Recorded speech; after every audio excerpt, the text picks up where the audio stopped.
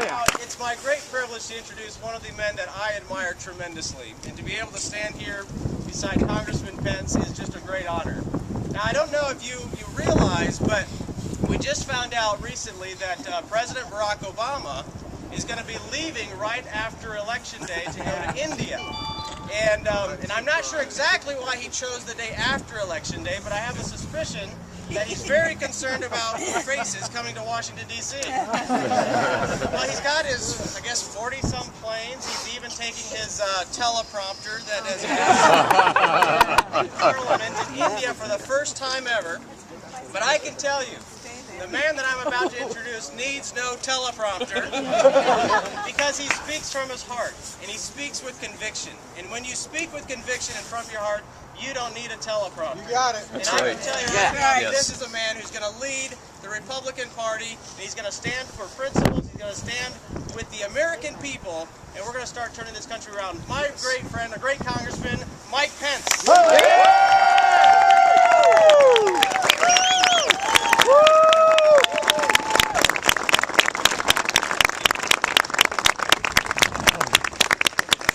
Marlin Stutzman, everybody!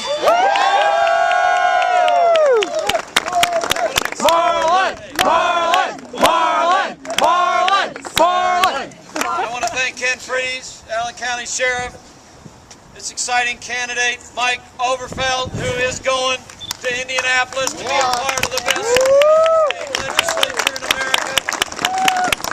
It's high time the best governor in America had the best state legislature in America.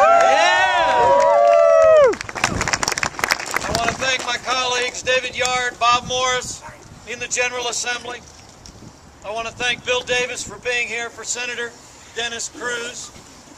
Man, oh man, we know how to send conservatives downstate from northeastern Indiana. Oh yeah. Give these people a round of applause, will you?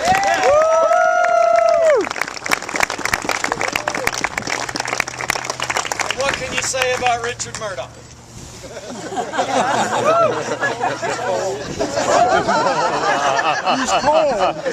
I love this man. I've known him for more than 20 years. Back when we both had dark hair. I'm going to tell you something, men and women. When it came time for Washington, D.C. to start using taxpayers' money to bail out one private entity after another, there was one public official in America more than any other who went to the highest court in the land to defend the freedom to succeed and the freedom to fail, and that was Richard Murdoch.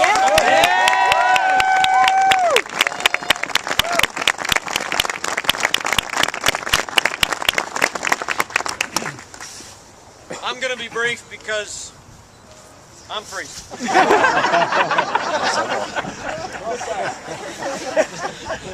5 days to decision. 5 days to the end of the Pelosi-led Congress.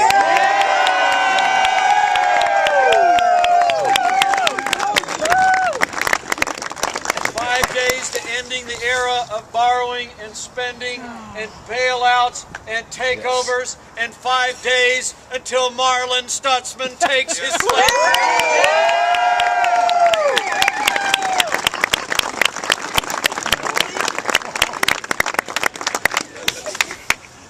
But this is the moment. Now's the time. You know, Richard said earlier, boy, they know how to throw a party up here in northeastern Indiana. But I know he approves me saying, this is not a celebration. This is a motivation. We are out here in this moment, men and women, because America is about to make a choice. And Indiana will lead the way. Yes. Yes. Yes. Yeah. Yeah. Yes, it will. Yes. Here, here. Indiana will be the focus of our nation's attention on election night. You will not have a problem looking for election results in Indiana on any of the major networks or any of the cable networks, because our polls close at 6. And we know how to count votes. And in that moment, Indiana will either be a part of a continuing consolidation of a leftward turn of our national government, or Indiana will be first out of the gate, turning our national government back to limited government.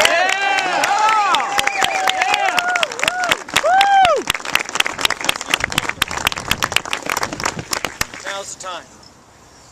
America has a choice to make. Now the other side sees that choice a little different than Marlin Stutzman and I do. The president's traveling around the country and he said it's a choice between the past and the future, a choice between hope and fear, a choice between falling backwards or moving forward. Well, I want to say to all of you from my heart, I don't believe this is a choice between the failed economic policies of the present and the failed economic policies of the recent past. We're standing among us, most of you out there are Republicans. Let's admit for a moment, Republicans didn't just lose their majority in 2006, we lost our way. That's right. Yep. Yeah. Republicans walked away from the principles that minted our national governing majority. In 1980 and again in 1994, and the American people walked away from us. The choice for the American people today is not between the failed policies of the last Congress and last administration and the failed policies of this one. It is a choice between more borrowing, more spending, more bailouts, more takeovers, more apology tours overseas, more abandonment of respect for values at home, or getting real fiscal discipline back in Washington, D.C., letting the American people keep more of what they earn, standing tall in the world of respect. Yeah.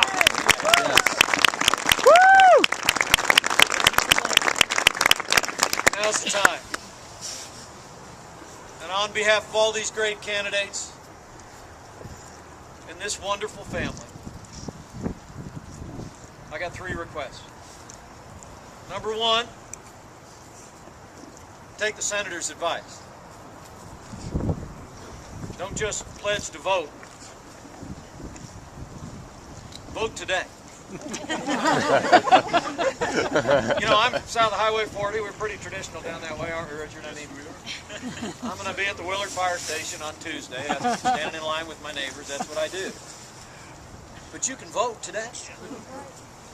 Matter of fact, tomorrow, why don't you grab your neighbors, your family, your friends, and get down to the courthouse and cast that vote today so you can work every hour between now and the close of polls on November 2nd.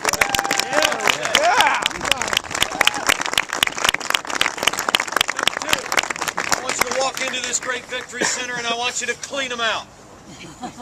The last thing I want to see at a campaign headquarters is a Marlin Stutzman sign indoors.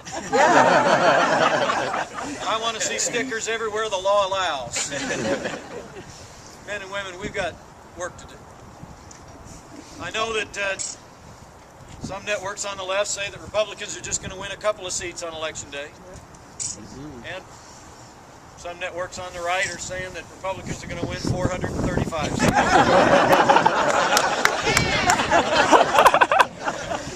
But you know what the truth of it is? It's 4th and goal and we're going for it and they know it. Yep.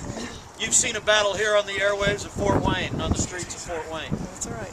In this great 3rd Congressional District. Indiana is home to 3 spirited contests for Congress. And we would expect nothing else of our countrymen, Americans all, fighting for what they believe. President Clinton was in front of some TV cameras the other day, and I almost never quote him. He said words with which I strongly agree. He said, you know, I think it's come down to who wants it the most. That's right. And so I want to challenge you today. Vote today. Get to work. Find a candidate. Get behind one of these great people. Marlin Stutzman, Mike Oberfeld, all these great candidates, and get out and do not rest until we deliver a conservative victory for Northeast Indiana.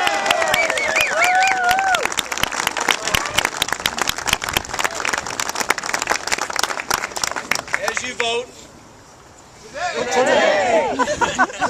as you work, I challenge you to do one more thing if you're of a mind. You know, our nation has never before been in as much in need of healing as it is today. Our economy's struggling. Families are hurting. People are scared. They've seen one political party come to power after another and fail to build on the foundations of American greatness. It's time our nation needs to be healed. When our forefathers sought such things, they opened an old book, one that I try and read every morning. And they found words of admonition that if you're of a mind, I'd encourage you to put into practice this weekend. Those words are, if my people who are called by my name will humble themselves and pray, that I'll hear from heaven and heal their land.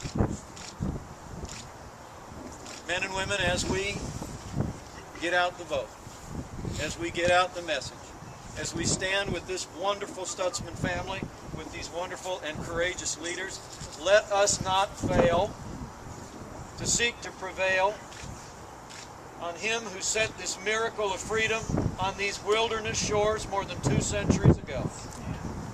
Because God still governs in the affairs of men. And He is not done with America yet. Amen. Let's go to work.